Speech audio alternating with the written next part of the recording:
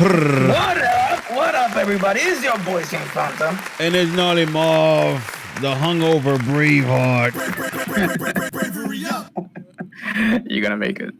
We're gonna make it. We're gonna make it. You know what's crazy? Sin, I went to the store and I didn't buy no Advil. Wait, you was talking about that before. He was talking about that before the podcast. You didn't remind me, man. Sin, What's the matter with me? I thought you were my friend, man. I forgot about Rocky. What's happening? Oh, I thought you was my friend, man. I thought you was my friend. Sin, you didn't even remind me to get Advil when I went to the freaking Maharajas, bro. What's up, man? Come on. Pepe Sag. Oh. Pepe Sag. Welcome back, everybody. Hope you're having a wonderful, wonderful morning or day, night. This is the hangover episode. We got to retrace our memories for yesterday, whatever happened. Whatever happened. Yeah, like the movie Hangover. You know how the guy had like a tattoo on his face. He got married. They had a tiger. You couldn't even remember. You can't even remember. I can remember. You can remember? I remember. Do you remember? So, guys, before we get started, make sure you like and subscribe everywhere on Spotify, Apple, and YouTube, of course. But before we go into this, remember, we're about to state a new announcement. The announcement is, drum please. roll. We need a drum roll. All right, so we gotta announce that we're going to change the name of the podcast, guys. All right, calm down, relax. You guys clapping too much. Calm down. What's the matter with you? Hey. All right, so we wanted to. You want to explain it to them? Yeah, man. We you know I went through a list of like the top Nintendo podcasts on Apple and Spotify, and from what I'm looking at, all the top podcasts for Nintendo, and I know we talk about other consoles too here, but we're primarily a Nintendo based podcast. All the top Nintendo podcasts have the word Nintendo in their name and podcasts, which probably is really good for the search optimization. So we got to come up with a name that has Nintendo in the title and podcast in the title. Then maybe like one other word. So if you know any cool words, let us know. We don't also have to be one syllable, but recommend. One syllable. Definitely don't make it four. No, definitely not recommendations. Five. Definitely not five. My ex-wife's name had 5 syllables, so we definitely can't do 5. So you wanna tell us how you feeling? Real quick. Do you need some Twitch sleepers in your life right now because you got a hangover? I don't know what a Twitch sleeper is. I see this on the list, but I don't know what it is. What is that? So apparently, people can get away with sleeping on Twitch now, out of all things. Really? So yeah, and I don't know if I've seen even people that are not partners be able to do it. So you can sleep on there. So wait. Sleep with the camera on you live? Sleep with the camera on you live. I would never want to do that. That's like I would never want to see what I look like while I'm sleeping. Yep. I probably that's the thing. Twist and turn so much. I would never want to see that. And snoring. I don't understand. I'm probably like a bear when I'm sleeping. Yeah, I don't want to see that, man. Hell no. So that was the thing. So Switch Pro rumors just keep piling on as well. Yeah, man. I don't know what to say. I really would have made this a main topic, but then again, there's just it's like every week is another rumor, another. So this time it's about the NVIDIA. I guess it's called DLSS chip, which stands for Deep Learning Super Sampling. It's an upscaling technology which makes, I guess, to put it in the most basic of terms, it makes games look better. That's probably the best way to say it. And this article on Ars Technica says it makes gaming smoother, arguably easier than Tom Cruise's face. Oh, and this, I'm like, why he went there? Why? But either way, yeah. So that's the rumor earlier from Bloomberg Japan on the Nintendo Switch Pro version. That's this week's weekly thing for the Switch Pro. Yeah. Yeah, it It's says 4K. It's gonna up-res games to 4K or whatnot. it's gonna cost like 400. Oh yeah, I did hear about the pricing too, and I did hear that they're aiming. Oh well, they're projecting that it's gonna cost 350 when it comes out. Yeah, 350 to like 400. I'm just like, I mean, at this point, it's expected. Yeah, I mean, if it doesn't replace the base Switch model, you know what I'm saying. That way, people can still play newer games on the original Switch. You know, hopefully, there's not. I mean, I hope there's not a case where you can only play new Switch games on the new Switch, because that's gonna, splinter the market. But Yeah, that's right. Yeah. but either way, that's the weekly rumor. I don't know. We're gonna talk about this every episode, and I'm kind of getting sick of it. Like, Yeah, it is. It is getting annoying. just announce it already or something, man. Like, let's stop with the merry-go-round. You know what I'm saying? Like, it's a merry-go-round with this already. Oh man. I'm kinda well, done with moving on from it, because next week we're gonna talk about it some more. Yeah. So Marv, what games have you played this week? I didn't play anything this week. I didn't play anything. Oh. I know. Monster Hunter came out, right? All right. I guess I'll jump into my case. Yeah. Monster Hunter came out, right? Yeah. So Monster Hunter Rise came out for the Switch. I gotta get it. For those that don't know, the game is amazingly good. It has a story, so for those that don't have the free time to engage in the multiplayer online, and you have a limited time, you can do the single player offline story mode. It works great. So that's the reason why they separated offline and online. So you can. I just noticed that we have the wrong names on the screen. But continue. Wrong names on the screen. Yeah. You can't see it on your side. It's in my Uh-oh. OBS. But okay, so that game came out. We had to wait 3 hours on top of everything to be able to play it, because they released late. So Capcom, what are you doing, Capcom? What's happening? What's the matter with you, Cappy? Kami? They released 3 hours late. So I don't understand what happened there, but it is what it is. Bravely Default 2 came out as well. It's a game that I'm playing as well. I'm enjoying that game a lot, although it has some flaws. It does feel repetitive. The OST. Hold on, time out for a second, because I can hear a lot of your a lot of voices in the background. Hold on. Sorry about that. It's Julio. Bravely Default 2 is coming out. I mean, it has been a great game I've played, but there is a couple issues. So it feels repetitive. It also feels like it's like a dungeon, like slow dungeon crawling. So I don't know about that aspect, but other than that, the graphics are charming. The gameplay is endearing, and the storyline can only help us so much. Hey, Bravely Default. I like games with the name Brave in the Brave title. Hey, oh yeah, that's right. And Smash Bros. Of course, Smash Bros. Is always there. Yeah, Smash Bros. Has always of been course. What else we got? So we have this weekend we have a limited edition pin set that they released to make you feel better about what's happening with Nintendo's Mario stuff that's came out. Apparently, everything's getting shut down this week for Mario. What is this, damage control? Like, let's give them pins so they can stop crying about the game going away. Yeah. So essentially, they releasing. You might. So hold on. You might be eligible for a limited edition pin set. Which, by the way, Nintendo, you haven't done anything with your gold reward points in forever on your website. What's the matter with you? Yeah, you remember when they had Club Nintendo and they used to send you free like cool stuff? Oh. Yeah, what happened? You could use your points. You could use your gold and silver to get physical things like shirts. Yeah, in Japan they had they gave away the Tingle game from the Club Nintendo thing, whatever it's called. Well, they're not doing anything of that, but they're doing this limited edition pin set number 2 apparently. So they've done the one before, and it's just to make you not notice that they're taking away, Super Mario Bros. 35th game. I don't know if you've played it, but I found it really a lot of fun. I downloaded it, but I never got around to playing it. Oh, it's essentially like a Fortnite-esque, like competitive. You just have like about 50 people fighting against each other to see who could get last the longest, going in cycles and different Mario stages Yeah. in the old Mario game, and it's fun. The concept is simple, but the fact that they're taking it away makes no sense. I'm just like, why? How, Limited Sway? edition, why?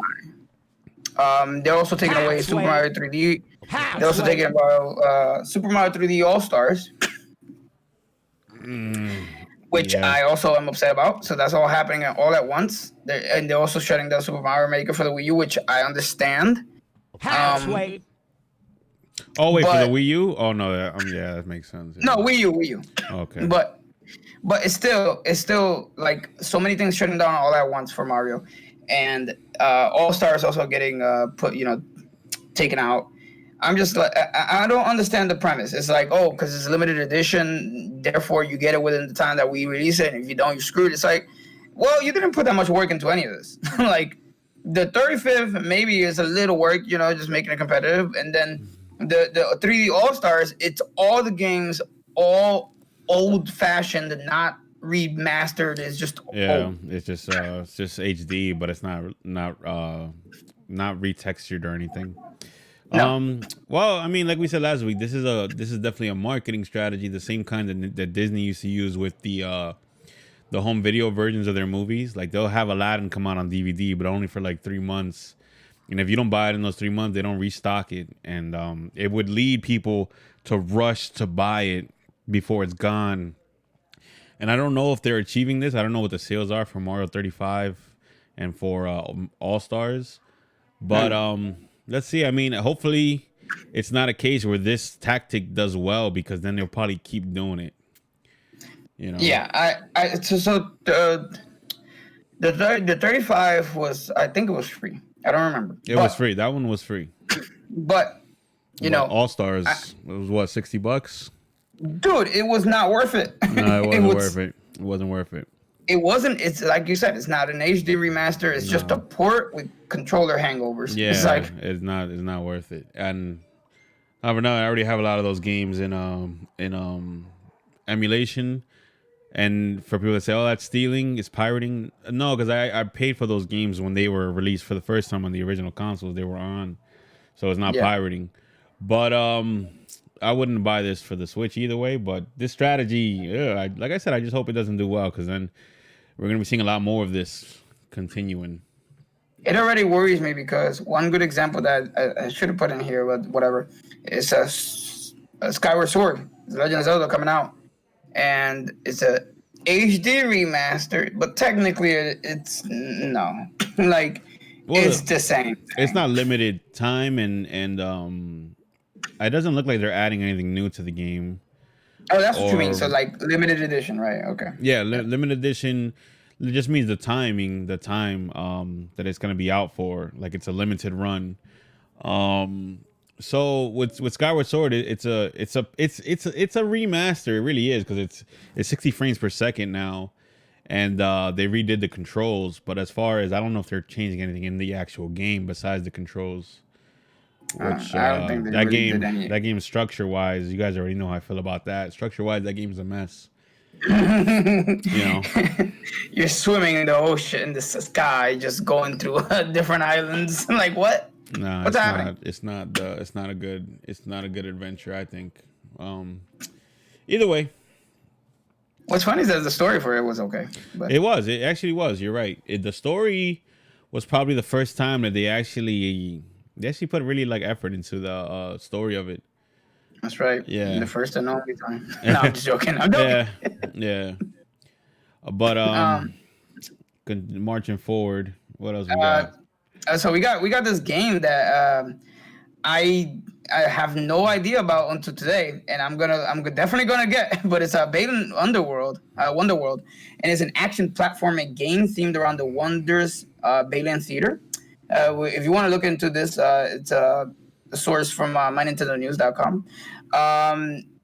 Is led by an enigmatic maestro named Balin. The stars of the show, Emma and Leo, will use special abilities from a multitude of costumes as they adventure in the bizarre and imaginary land of the Wonder World.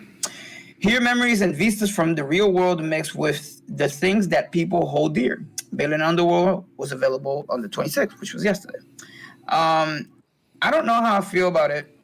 all I know is that it was a game that Square Enix was trying to release, and then they got together with Yuji for the first time in 20 years. And they Naka just brought Yuji? over. Isn't it Yuji Naka? No, Isn't it's that backwards? Yuji. Really? Oh, okay. No, I always thought his name was Yuji Naka. it could be Yuji Naka. I don't know. I'm saying it backwards, maybe. Maybe. I don't know. But you got this in the article, so I don't know. Maybe they put it backwards. Yeah, it could be. So it's like it's action game development and whatnot. The game sounds like a lot of fun. The video looks like a lot of fun. I don't know much about it. It's an action platformer. It's like it's an action platformer. You change costumes. It's a lot like if you ever played Nights into Dreams on a Sega Saturn, which Yuji Naka created. Yuji Naka is actually the creator of Sonic, or one of the creators. I don't know if he made Sonic by himself, but he left Sega a couple years ago, and I guess this is his first game since he left Sega, or the first game he's directing.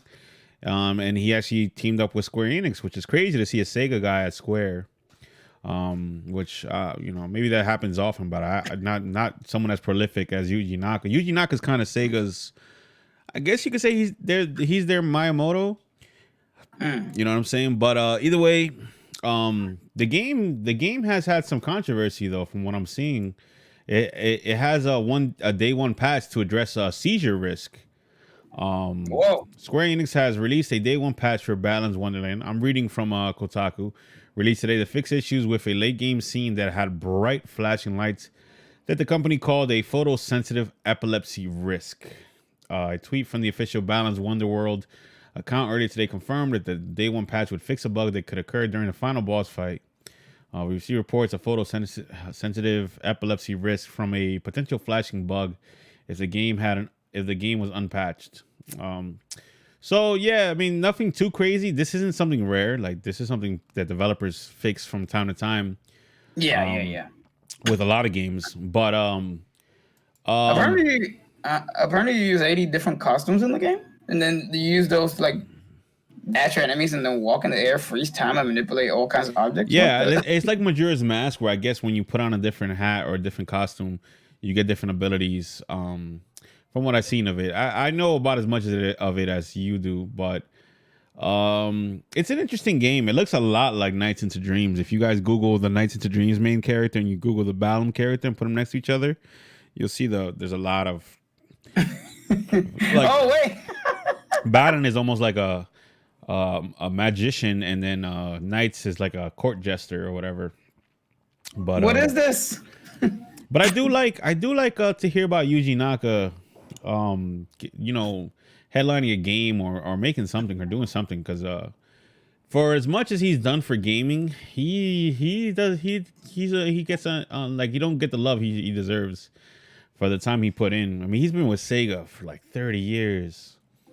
And yeah, Jeez. I mean, I know Sonic has had his ups and downs, but the guy's a veteran, man. He really was like the Miyamoto over there at Sega. So I don't understand what the problem is with Sonic, other than the fact that they can't commit to an idea once they get a good thing going. Like, Colors could have been a great thing if they just kept that gameplay idea going. It's the gameplay aspect. It isn't the story that's the problem. It isn't Sonic that's the problem. It's the gameplay usually. There's a lot of like throughout history and throughout time and space, there's a lot of like mysteries that will never be solved. Like who who built Stonehenge? How they built the pyramids. What happened to Amelia Earhart? And why Sonic games can't continually or can't have a steady rate of at least decent games is one of those mysteries. That's up there. That's like it with the Da Vinci Code, and like that's like, I'm not even joking. I'm dead ass, bro. That's like with the Da Vinci Code and like Who Framed Roger Rabbit. That's one of those great mysteries in human history. You know what I'm saying? Yeah, you ever seen that one meme where the people are sitting in an office going, "How can we do something?" And the last person just suggests something aggressive, and then they just throw them out the window. Yeah, that's what I feel like Sega does every time. Yeah, maybe. I don't know. It's like, it's a great mystery. Even with the Sonic racing games, which I liked, they were okay. They were decent. Were they? They had Sonic All Stars Racing, and it had all the it was like a Smash Bros but for Sega with racing, and then they made Sonic R or R Sonic Team Racing, and then they threw out all the cool stuff they added from the last Sonic game, and they ruined it. And it's like, why you guys seem to keep throwing out the baby with the bathwater? Like, what is up with you guys? But whatever. Yeah, this is Yuji Naka, man, and I'm happy he's working with Square. Not that I have a lot of faith in Square nowadays either, but hopefully he's allowed to have more creative direction or creative freedom over there. Final Fantasy, when you're gonna release the next part. Imagine Yuji Naka working on a Final Fantasy game. That'd be crazy. Oh, if he's even working there, they could just be publishing it for him. Sometimes developers make a game and they just go to different places to see who will publish it for them. True. So he might not even really be working for Sega, but they might just be publishing the game. I don't know the deal, but I am happy to hear his name in the public again after so many years.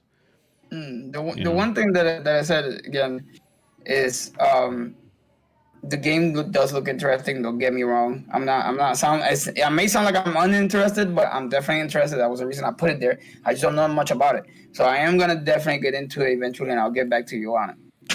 Yeah, get back to me, man. I want to know. So we got Pokemon Snap.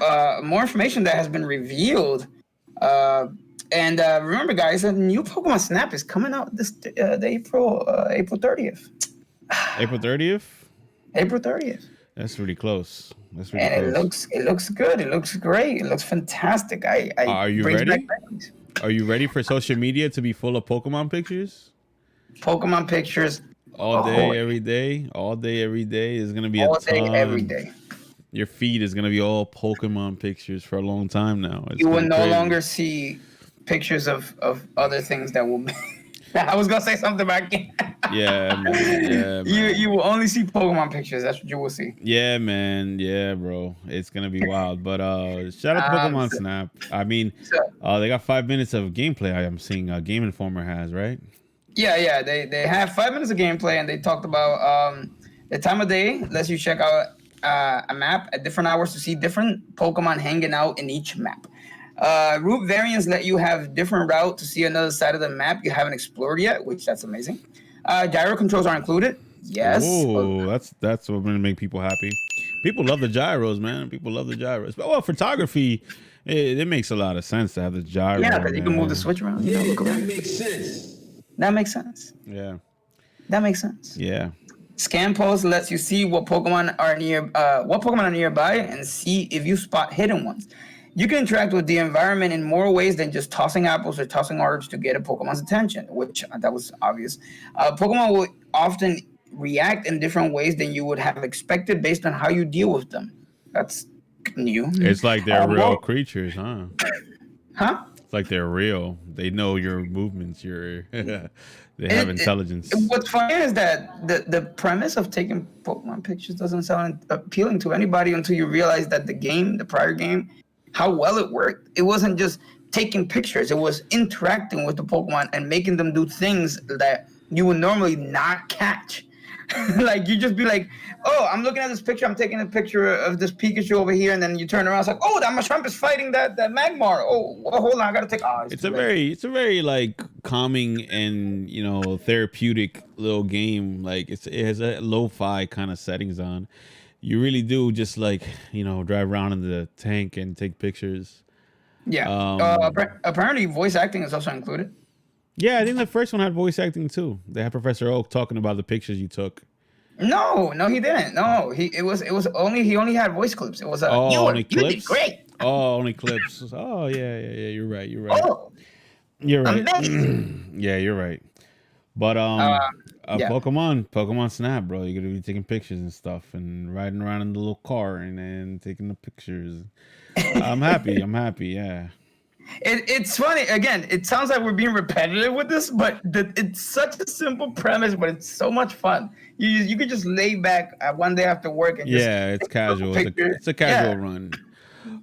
This might have been one of those cases where I feel like this game could have been like, it's a free game that they give you like to download off the store, but maybe they feel it's just the game will justify itself being like a major release like how it is. Right. Yeah. What's up, man? What's up? Mama Cara just came by. Hey, shout out to Mama Coro. I gotta stop doing that. My head is rocking. This hangover is not playing friendly with me. It's not being friendly, huh? Hey ho, hey ho. All right. But yeah, so I can't wait for that game. It's gonna be one of those filler games where you don't have enough time, so you can just do things. Another one that's a filler game, and this is something that's a Nintendo Mobile, which it's something that Nintendo had thrown out there. They were gonna do games for mobile, and then they've done some. I'm not gonna name names. Some have been okay, some have been horrible. Let's be honest. It's been hit or miss, right? It's been kind of hit or miss with it. Yeah, and the only one that was a hit was Pokemon Go, and it wasn't because it was great and amazing. It was because the fan base is huge and the initial prospects seemed promising, and then by the time they released all the patches, it was like too little, too late. Mm-hmm. A lot of people were hopped off the boat. Yeah. I think it has longer legs now, but let's get back into it. So we have a Pikmin mobile app that's coming later in 2021. It's going to be an augmented reality, kind of like Pokemon Go, except what it's centered around is making the activity of walking more enjoyable. So you can be walking with AR technology like they've done in the past, like in 3DS and whatnot, and you just look at your world and interact with it through augmented reality. The premise does not sell me. I'll say what they said. It was something along the lines of, as we continue to expand our games portfolio, it was a natural step to team up with Nintendo. Niantic said, we're looking forward to shaping the future of AR together, which we've already done in the past. Nintendo's beloved game characters to life for mobile game players around the world. I don't understand it. Maybe you can tell me something, because I don't find walking and AR technology together fun. That doesn't. No, it doesn't sound like it. And the Pikmin brand is nowhere near as big as the Pokemon brand. So I think this is a game where that will come out and a lot of people won't even notice it because the branding is not that strong. But yeah, the premise of just walking and seeing the Pikmin walking next to you and all that stuff is I don't know. Doesn't sound like it's gonna work too well. But I mean, hopefully they could find another Pokemon Go or something. I feel like even doing this with like Yoshi or somebody would have been a little better than doing it with Pikmin. But just walking though is it's not a strong premise. It doesn't sound like there's a good little gameplay loop there. It's not like Pokemon Go where it wasn't centered only around walking. It had other premises. It was around location. So exactly. In rarity, it's rare. You go out and you go and you get a rare Pokemon from like a certain part of your city. You drive to that part. You hear that there's a Mewtwo there. I don't know if you can catch a Mewtwo, but I'm just saying that let's just say there's a Mewtwo there. You drive over there. There's people there too. You interact. There's a community. You see other people playing the game. It's damn. If they could recreate that somehow with something, that would be great. No. They can keep the same game. Pokemon Go can keep going, but they have to make sure that in the future, because they already did Gen 4, in the future, any packaging that they're going to do, they have to campaign it harder and with more prospect, because that's the problem they've had every patch and update they've done for Pokemon Go. It's like they go, okay, well, we've added the rest of the Pokemon. It's like, well, that's not, you're late. Like that should have been from the beginning. Buddy, will they ever, you think they'll ever get back to that height where like everybody in the whole world was playing that game? You think that Nintendo will ever, you think so? Yes, there's a point at which the fan base is still big enough, and there's a point at which the fan base will hit that stride where if they keep it going, which they keep it going, which shout out to Dashi, which with Pokemon Go? You talking With Pokemon Go? Yeah, absolutely. Because Wow, I don't think so. if they keep putting money into it, and it's still making money, by the way, they can cycle around and loop to a point where the years have flown by and hits the generation of the children that grew up with the generation that's coming out, which they're taking their sweet time, by the way. I get the pandemic is getting in the way, but the generation is going to come around and loop and it's going to hit the stride. And I think Pokemon Go is the only game that can make that happen, to be quite frank with you.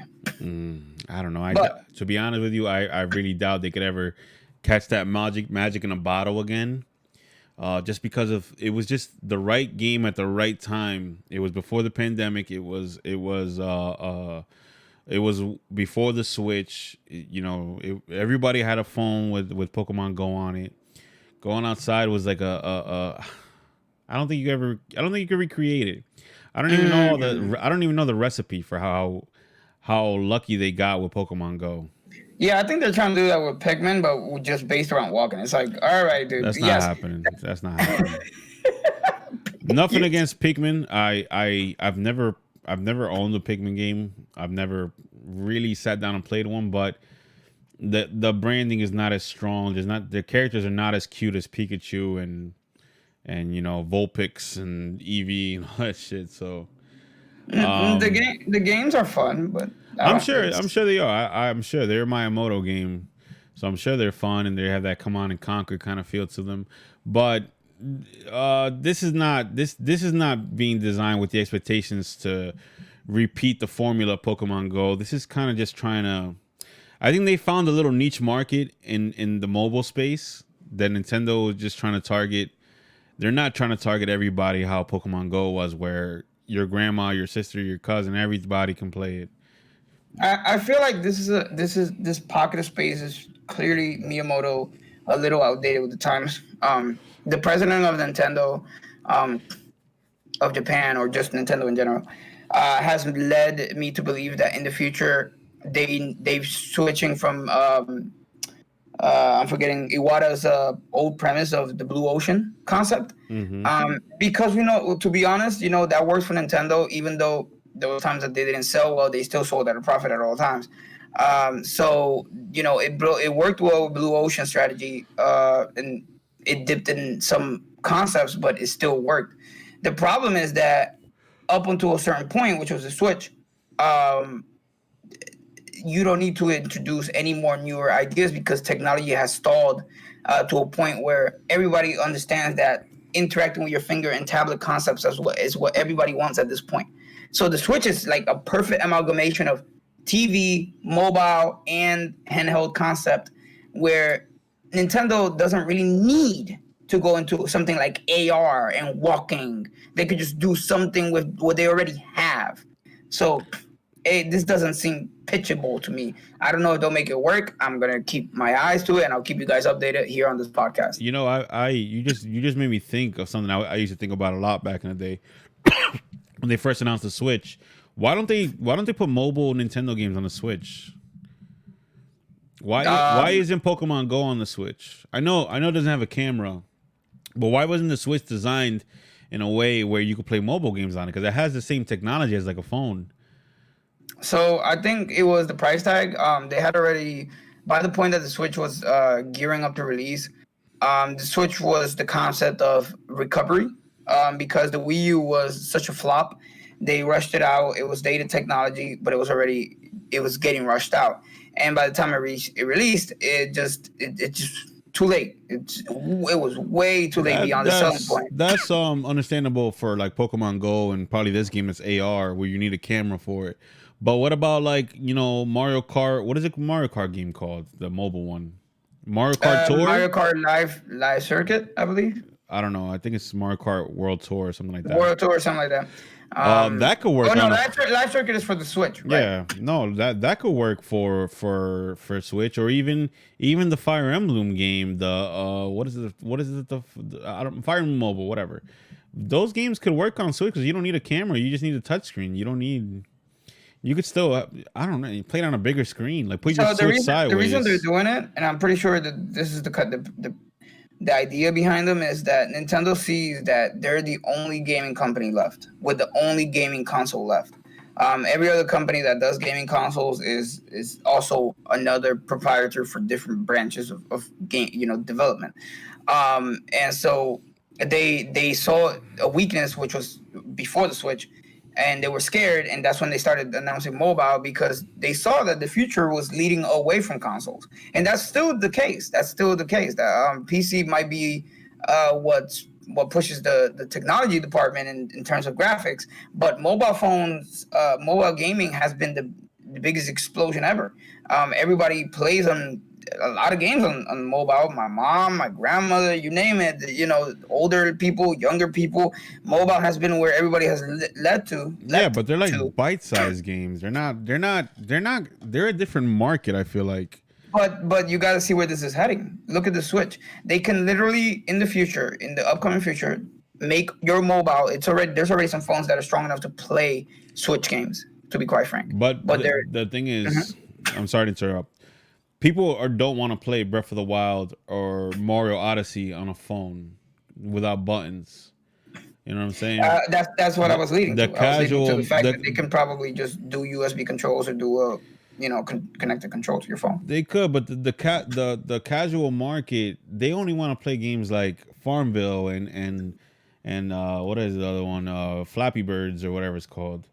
You know what I'm saying? So like they're not interested in full length games like that. Like, but the main gaming market, they want a handheld experience also, but not necessarily one where, all right, I gotta play on my phone, I gotta grab my Bluetooth controller, I gotta do all this crazy manipulating of my devices to work together for me to play mobile games like that. Like that's too much work for it. Honestly, I see it happening in the future. I see it where the phone is going to become cheap enough and strong enough where it'll merit being able to connect the controller to your phone and playing on there.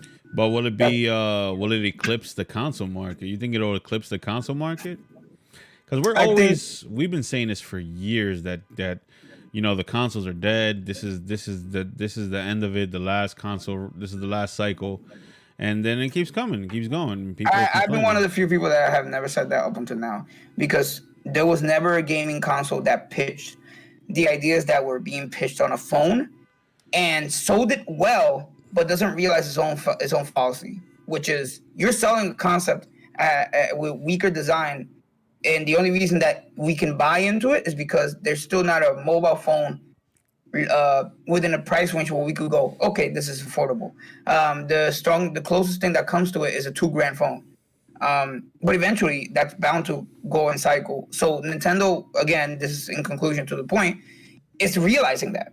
And they don't need Blue Ocean anymore. They don't need to emphasize in renovation and new ideas and technology and AR like Pikmin. They know that they can buy into the mobile market by creating a console that is both handheld and strong enough to keep ahead of phones. If they can keep that up and keep the technology relevant, all they have to focus on is gaming creativity, and that will sell everything. That's why this Pikmin thing just doesn't sell me. I'm just like, I don't get it. Yeah, it's something small that they're doing that's not expected to do huge numbers. I bet it's just a little experiment probably thing. Probably. Yeah. But that leads into the next point, which is Reggie Fils-Aimé is leaving GameStop. Yo, he's only been there for like a year, so. And yeah, I actually wanted to hear his thoughts on the whole GameStop stonk, the whole Reddit, buying the stocks thing from GameStop, but he hasn't spoken about that publicly. Hasn't he? He was on the board during that time. I don't think he's spoken about it publicly, or at least I haven't come across that news. Hasn't he been on doesn't he have a podcast? He does have a podcast, but he talks about mostly his experiences in gaming. That's what his podcast is about, his memories from working with Nintendo. Okay. But no, he hasn't really come out and talk, which I don't think he can. He's on the board. He's not like a spokesperson like he was with Nintendo when he was at GameStop. He's just on the board. He's an advisor. He's supposed to, give guidance to the other board members and to help make decisions, or at least he was that. Not anymore. I guess he stepped down. But I'm happy he's not with GameStop. I like Reggie. That's my pops. That's my bro.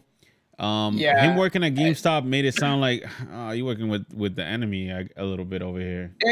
Well, it sounded like to me like he was trying to keep the physical market open, even though he knows how GameStop works. Like their market, It sounded to me that he got offered a nice paycheck. yeah, that's what it And he sounded was like, "Oh, I don't And gotta do no work." They were like, "No, you don't gotta do work. We're just gonna call you from time to time and ask for your advice." wait, you just gave me a great idea. I think that's all it was. You just gave me a great idea. Ideas are bulletproof. I think. I think Reggie probably saw the writing on the wall. And when that whole GameStop stonk thing happened, he was like, I gotta go cash out my shares. I'll see you guys later. Could be. I mean, but he's on the board. You know what I'm saying? Like, it could be. I mean, I don't know. But maybe it always was just a 1 year thing, and it wasn't supposed to be long term. Because the guy has worked with VH1. He's worked with Pizza Hut.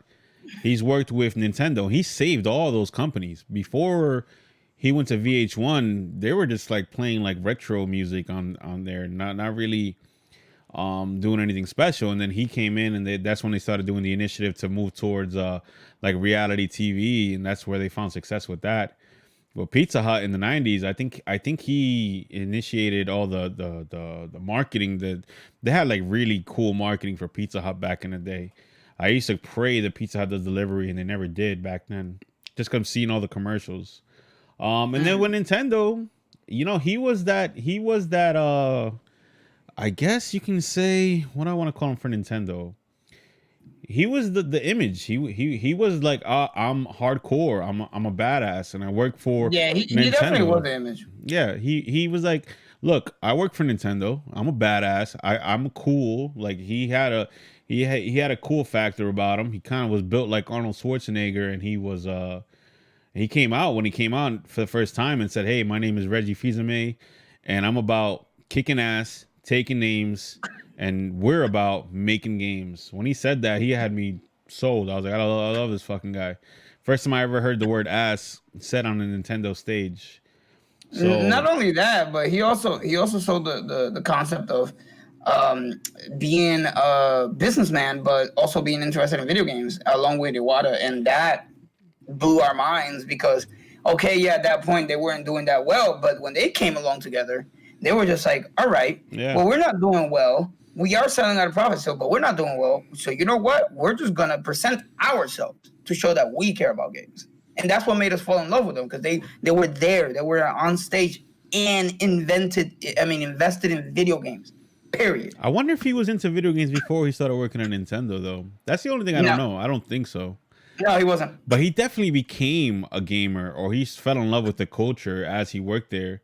As they started making memes about him, he embraced the internet like no one else. Like he really did embrace the memes and social media. And you gotta love that about him. You gotta really love that about Reggie. He embraced all that shit. The Reginator, bro. You really gotta appreciate that about. I don't know if there's ever gonna be another one like him. The Reginator with the laser beams. There's no one else at no other company that's like that. Like there's no figureheads that are up front and center in the what do you want to call it, in the public eye, being so open with the culture or the community. That's what's interesting. That's particularly half true.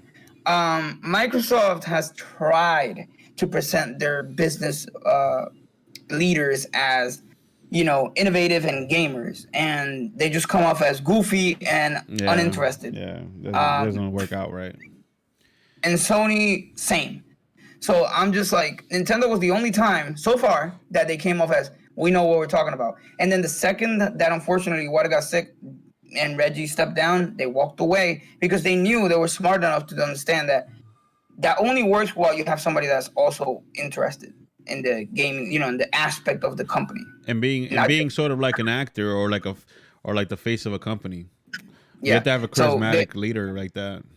Yeah, so not just being business, you know, being about the gaming part, or if you're in another company, you know, I don't care what you mention, tech, whatever, being interested in what the tech does, you know, so being like a Steve Jobs type, where Steve Jobs worked for Apple, but you know, he was up front. He was on stage. He was the face of Apple while he was there. Yeah. I couldn't tell you who owns Apple or who works at Apple now. I can't even tell Yeah. you. I know the names of the guys that work at Nintendo, like Doug Bowser. I don't know the president's name though, but I only know Bowser's name because he's named Bowser. But I can't tell you the name of the guy that works up that owns the head of Microsoft. I think with Sony, I think it's Kaz Hirai, but I might be wrong. I don't remember. Reggie is just since he was so up front and involved in doing the directs, you knew his name, you knew his personality, or at least the personality he presented to us. And you know, you felt like he was your buddy, like your uncle. Like, oh, Yeah. my uncle that works at Nintendo. That's how you felt about him, you know? So the president of Nintendo right now is called because this is why I couldn't remember after Kimishima. I did, and honestly, I knew since Kimishima was an interim, I didn't care about him. But the president is Shuntaro Furukawa, and he's 49 years old, and he doesn't know. From what I can see, he doesn't know much about gaming. I don't know. I have to look into him further.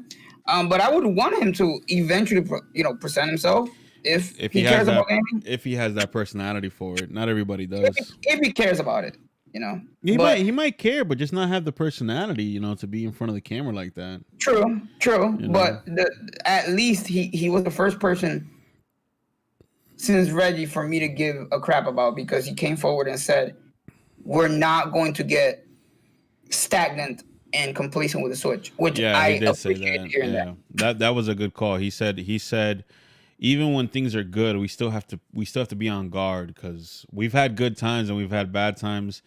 We've had good times where we felt like this is gonna ride forever, and it hasn't. We always have to stay on guard. He did make a lot of sense when he said that. Yeah. So that's why I was like, maybe he can present himself, but he doesn't seem to have the personality for it. So maybe have someone else come along, but I doubt it.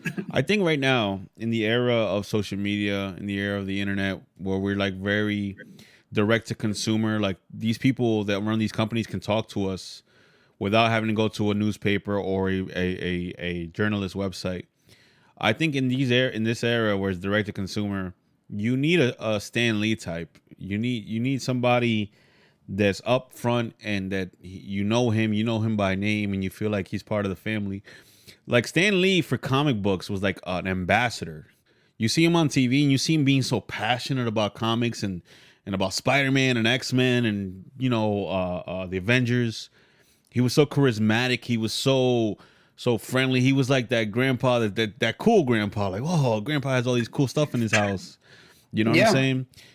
Gaming needs that again now that Reggie's retired, now that Iwata passed, RIP, and now that Miyamoto's getting up there in age. And it didn't have to be from Nintendo. It could be from any company.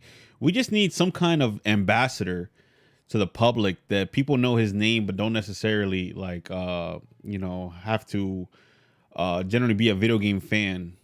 We need a Stan Lee in gaming. That's my whole point. Yeah, I don't think this guy's gonna be it. No, he's probably not.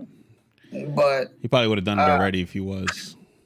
Yeah, because he's already continuing for Kimishima's approach with the company, where it's like to change where Iwata was heading. So I don't think Furukawa will be it, but I think Furukawa is the next step into changing how the business needs to see gaming, because they're still the only video game company out there. So they need that hardship in the business aspect, because they haven't had it in quite some time, and then they'll cycle again to have some kind of personality in the gaming aspect and just come forward and lead into business. So that's what I just remembered, bro. Like next time we do the show, remind me to take notes, because I got a timestamp every time we change topics, so I can make the videos easier for both of us to edit. So remind me next time we're recording to have a notebook and. Yeah, that would work great. I should. That usually saves so much. Let me tell you, anybody who is listening to this and is thinking about starting a podcast, take notes during your show. Yeah. If there's a part of your show that you mess up on, or whoever or somebody says something wild you want to cut out, look at the time on your OBS or whatever you're recording with, and write it down, and then write down a note of why you wrote that down. Like right now it's 49:35. Sin cursed or took his shirt off and showed his nipples. I'm gonna cut that out. You know, just make a note of that when you're doing a podcast. This is a little podcast tip for anybody else who's thinking about it. If you don't write notes and then you go back and try to make clips, oh my God, you just got to watch the whole video all over. And it's pretty much an hour of your time.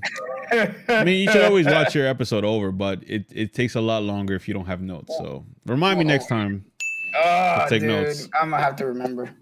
Yeah, we'll both remember. Maybe somebody will tell us.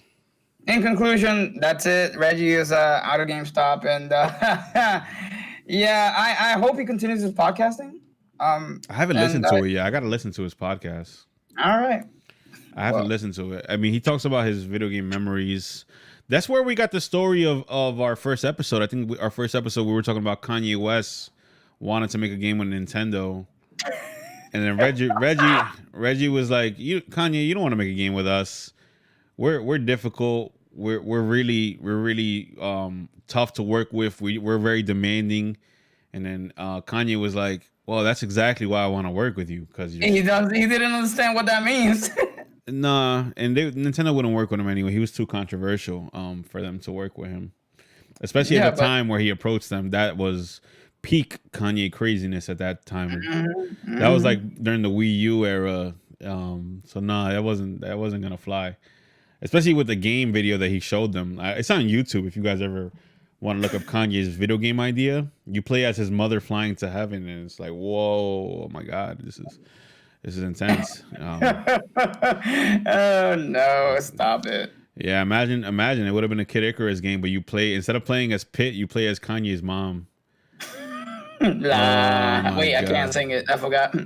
Oh my God. But either way, yeah, I hope Reggie keeps doing the podcast, and if he leaves GameStop, either I hope he retires and lives a nice, chill life because he's earned it. Or, I mean, if he gets back into business again, which, damn, he's worked at a lot of companies. If he goes back to business again, I hope he's somewhere in the public eye, like doing fun stuff again. Not just sitting behind a board like he was with GameStop. Absolutely. But that's the end of the podcast, guys. Make sure. Now it's time for so long. Make sure that you like, subscribe on YouTube. I hit the wrong button. I totally on ruined. YouTube, Spotify, and Apple Podcasts. Leave a review, like, subscribe. This is the hangover episode, guys. Yeah, you can tell. Yeah, man. Yeah, man. Sin's drunk. Sin is drunk. All right, play us out, fam. Yo, guys. Thank you for kicking it with us. You guys could have been anywhere in the world, but you're here with us on the Mask and Patch soon to be changed name podcast. And we appreciate that, man. We appreciate all you guys that, you kicked it with us. We're like episode 15 right now. We really appreciate all you guys are kicking it with us all this time. Sin is a sexy guy, guys. Have I told you guys how much, I freaking love Sin, man? This guy's awesome. Look at this guy. Talking about himself. He's $1 million over here. He's $1 million. But I love you guys. Take care. Have a good one. And as always, mission complete. 8, 7, 6, 5, 4, 3, 2, 1, 0. We await your return, brave hearts.